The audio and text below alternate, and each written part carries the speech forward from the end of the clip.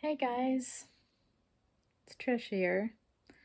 Thought I'd make another video since it's been a while, even though it's quite late, my time, uh, Eastern Standard Time. I'm kind of sleepy, so it just always happens that I make the videos at night. I don't know why. Well, I have my theories. It's really nice and quiet at this time of the day. So, I have some noisy neighbors. I like my neighbors. They're just noisy. But cuz I have some kids. And then well, there's one neighbor that I don't like that well, but it is what it is. I wanted to talk to you guys about the rest of January cuz we have some cool happenings going on. So I'm just reading off of the horoscope. It says that January 2026 astrology forecast highlights a dynamic month shaped by key planetary movements, including Mercury entering Capricorn, happened January 1st, which enhances focus and direct communication. And I found myself talking more to people in my family. Thank God. I just needed some time to regroup and rest. So I did that for for like 2 months. um my dad passed in September, and that was really, it was really sad because I had taken care of him for 4 years, and before I took care of him, I took care of my mom for a few years. So I'm kind of tired and I feel like I really need a rest. It's a lot of work taking care of your parents. People don't realize until they actually do it. You just don't know. So I've been resting up for the months of November and December. And now, since, Mercury has entered into Capricorn, I feel like I have a little more energy to face my life and get things rolling.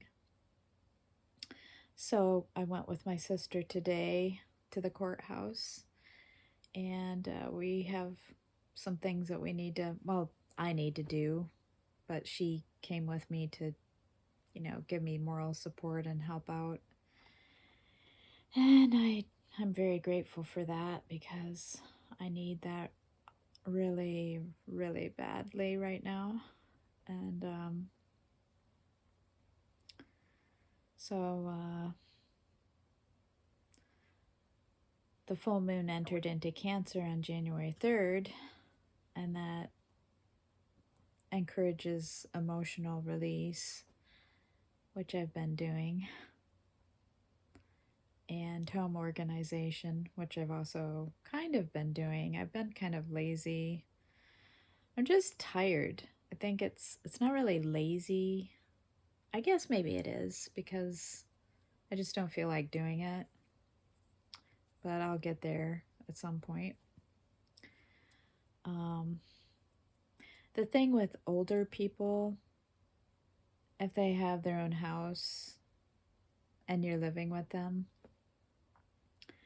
it's difficult because you have to respect their wants and their needs. And since my dad had COPD, he couldn't really go anywhere. He was pretty much stuck to his couch. And so it was hard for me to do any cleaning or, major cleaning. We vacuum, we dust, do the dishes and whatnot, but like moving furniture and things like that could kick up dust, and he might, have an episode of not being able to breathe. So, his house is in a really run down and dirty state, which I'm trying to fix. So that's part of my, taking um, taking advantage of the extra energy that full moon in Cancer and Mercury in Capricorn. And then, so Venus, the Sun, Mercury, and Mars all aligned in career and reputation parts of, the cosmos from January 17th through the 23rd. So we're almost out of that portion. And says it's boosting professional opportunities and visibility. And I feel like I'm kind of missing out on that because I have been working on my creative channel, doing my journals, and I've made some new friends, which I just love it. I'm so happy to make new junk journal friends. I gotta get a drink. Because most of the time I'm alone here with my cat, and I am a loner type person.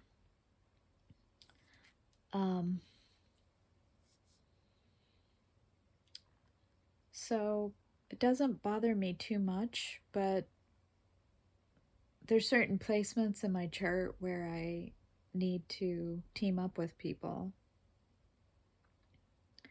So that's a thing. Like, I don't feel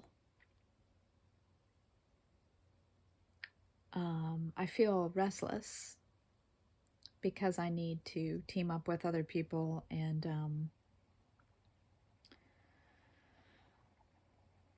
carry out my mission here. And I guess because I'm a believer in God, I know that He has a mission for me, and I just am waiting for Him to let me know when the time comes. Or He might slowly let me know, over time. I'm not used to talking. So, anyways, I really wanted to start making money. Excuse me. With my channels and with my artwork. And but there's other things in my life that I need to focus on, like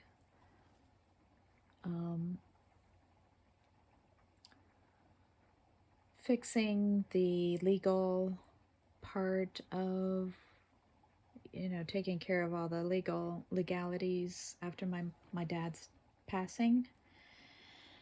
So I need to get that done, so it's not, I don't want to drag it out.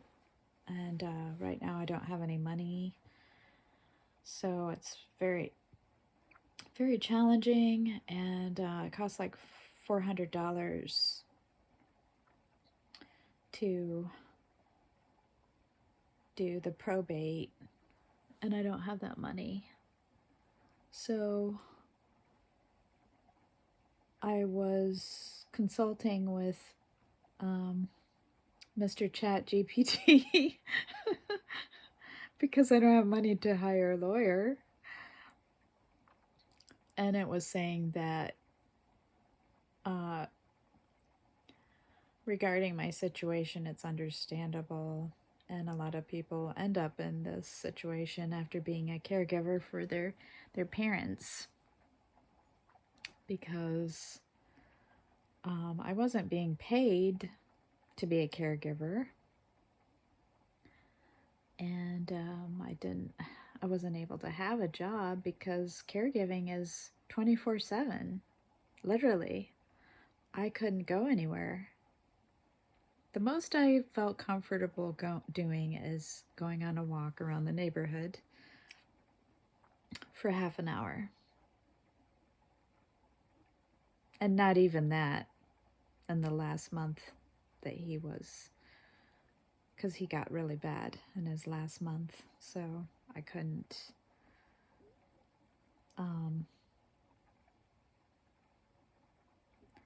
And I liked our hospice team, but his nurse decided to go on vacation the week that he died, and I just feel like she did that on purpose because she might have grown attached to him, or I don't know what. It's hard to tell, for me to tell what people's emotions are. I liked her. It's just when I needed her the most, she went on vacation. So I got, or he got a fill-in nurse, and she was very helpful. She was a wound care specialist, thank God, which is what he needed, because he kept falling, and I didn't feel comfortable dressing his wounds because it takes a professional to deal with that kind of